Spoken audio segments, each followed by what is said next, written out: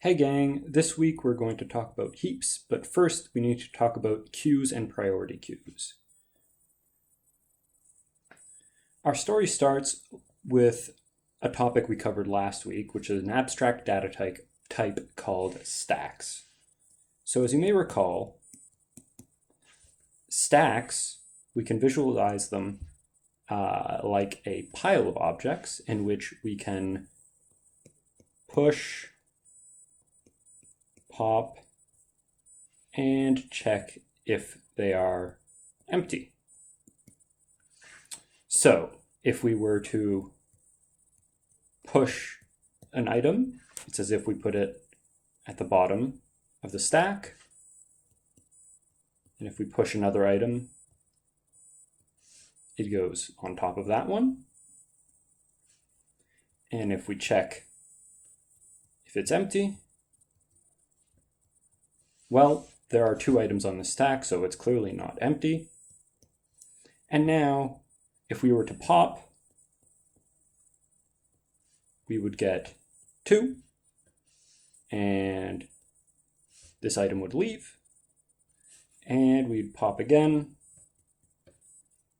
and we'd get 1, and this item would leave. And since 1 was the first one in, and the last one out, we call it first in, last out. A queue, on the other hand, is like the waiting list to this course.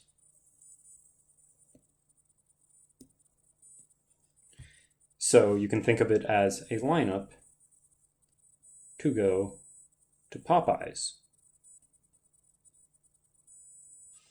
So again, we can push, pop, and check it if it's empty. But this time, if we push, well, 1 lines up first.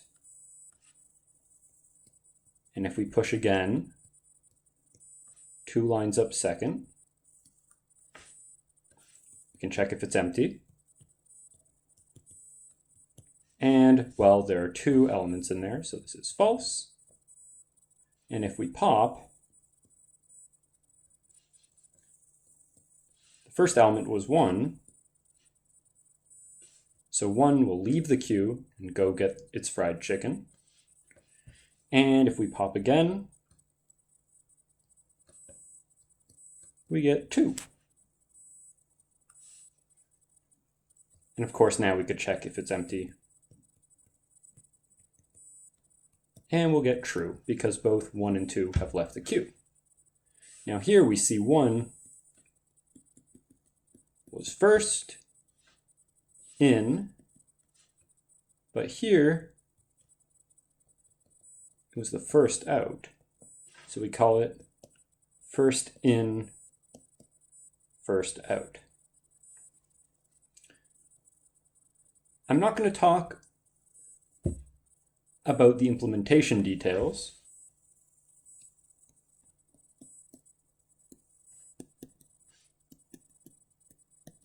Because it's going to appear on your first problem set.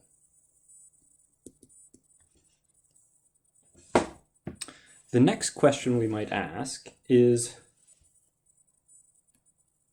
what if different people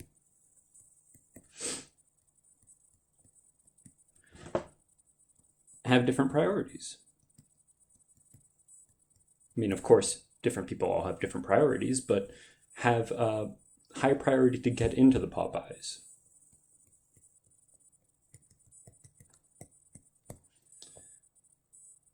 So in this example, we have our queue again.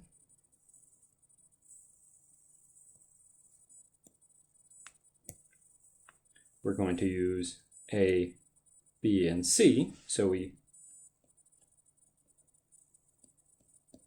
pushed A, and we'll say A had a priority of 1, and we'll mark that with a subscript. and push B with a priority of 2. Actually, with a priority of 1. And we push C, also with a priority of 1. And here we have the front of our queue. But all of a sudden we come along and we want to push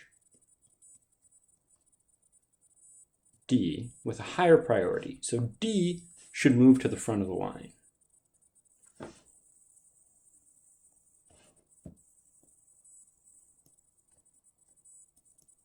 D is upset because they're not at the front of the line, but they have a higher priority, so they should move to the front of the line. Our new operations, so our new ADT,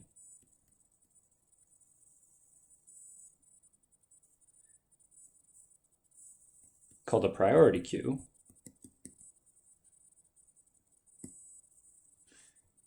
instead of just pushing and popping, we're going to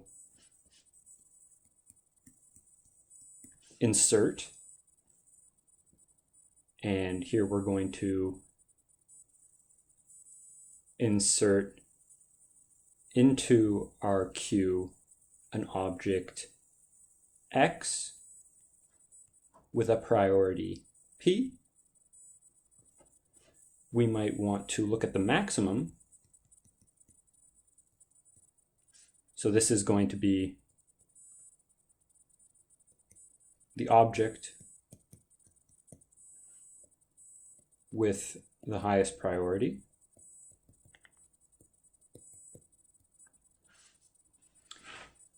We might want to extract the maximum.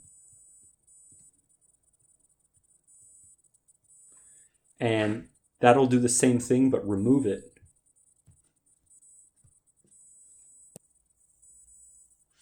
from the queue. And lastly, we might want to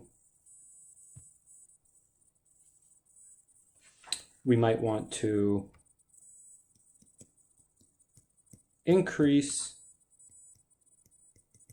the priority of an object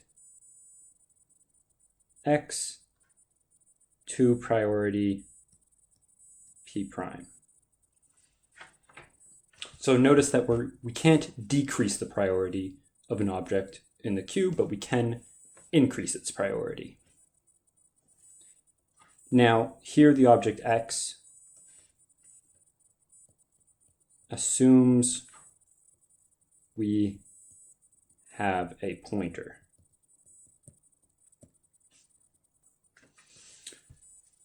Let's think about how we could implement this.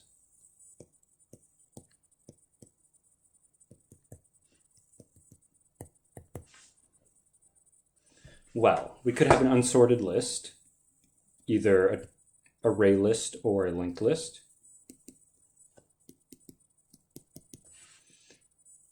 And the problem here is that extracting the maximum will take us, in the worst case, theta n time, which is bad. We want to do this much faster. Well, how do we do that? We could sort the list and keep the maximum at the front, in which case extract max would take constant time, but insert, in the worst case, would take theta n, which is also very bad. In an unsorted list, it took constant time to insert. Now, maybe we have a fixed number of priorities. So we can look at a subset of what we want to implement and see how we could implement that.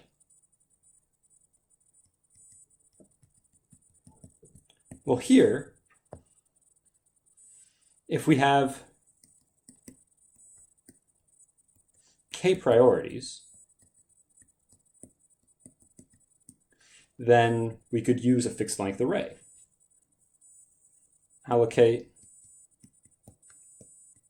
an array of size k.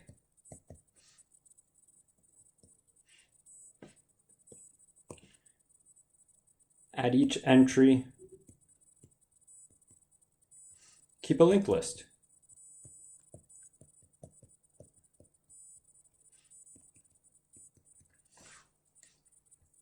So this solves some of our problems. Once we know a priority, we can just append to the front of the linked list, and that we can do in constant time. We can check the highest priority in the best case, in constant time. In the worst case, we might need to check each entry if they're empty until we get to the end. So it's still not great, but it does a slightly better job. And increasing priority is just a matter of unlinking it from a spot in its linked list and linking it to the front of another entry, which can be done in constant time.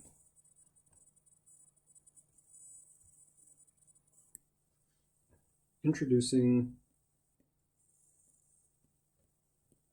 heaps. So heaps are going to allow us to trade off efficiency in some of the algorithms we want to implement in order to gain efficiency in other ones. A heap is as follows. We have a binary tree, which is complete or nearly complete.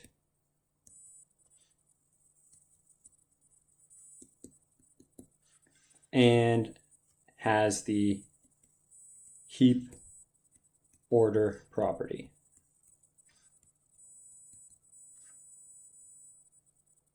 So far we haven't talked about implementation of heaps yet, but let's talk about the structure we're going to try to represent. First off, it's a binary tree. Well, binary tree, hopefully you've seen before. We have a root node,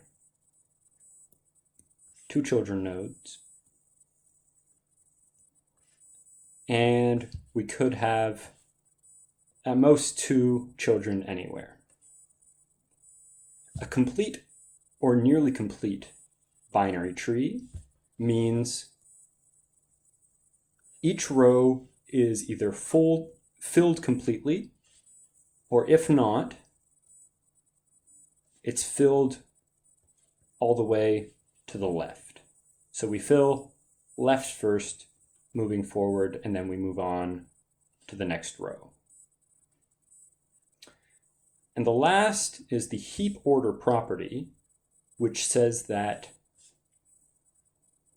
every node has a higher priority than its children. So we could have 10 here, 9 here, and 8 here. But we could also have 4 here and 2 here. 1 and 1. So notice this 2 has lower priority than this 4, but is higher in the tree. That's okay, because all we need is each node has higher priority than each of its children.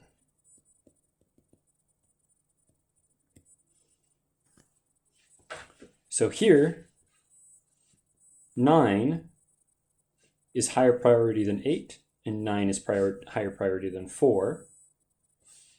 2 is higher priority than 1, 2 is higher priority than 1, and 10 is higher priority than 9, 10 is higher priority than 2.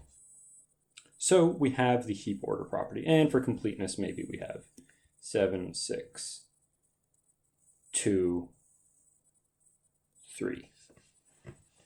Okay, so this looks like a tree structure, and we might be tempted to implement it using tree nodes, but there's in fact an easier implementation. And we will do this using an array. And the idea here is we're going to index the root as 1,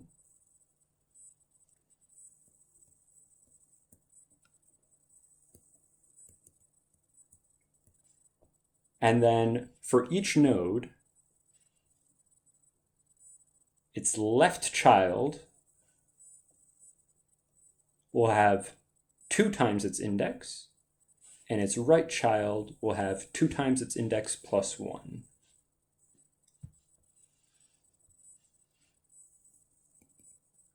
So right child of a node, sorry, its right child has 2n plus 1. Its left child is 2n. And looking back here, we take a look at the node 2. Its left child has index 4, and its right child has index 5. 2 times 3 gives us 6. 2 times 3 plus 1 gives us 7. 2 times 4 is 8. 2 times 4 is 8 plus 1 is 9. 2 times 5 is 10. 2 times 5 plus 1 is 11.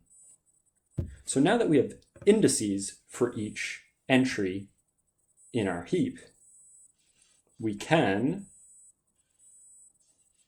put it into an array. So in this case, our array would have 10, 9, 2, 8, 4, 1, 1, 7, 6, 2, 3.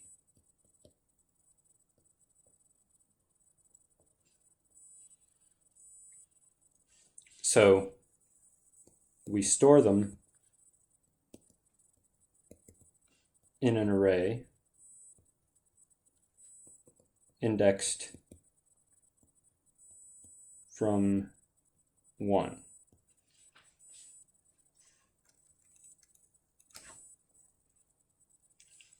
Okay, so problems. Heaps aren't perfect. Fixed length arrays. So we need to put a cap on the number of elements in there or use dynamically sized arrays. And next, implementing priority queue operations, which we'll talk about in lecture this week.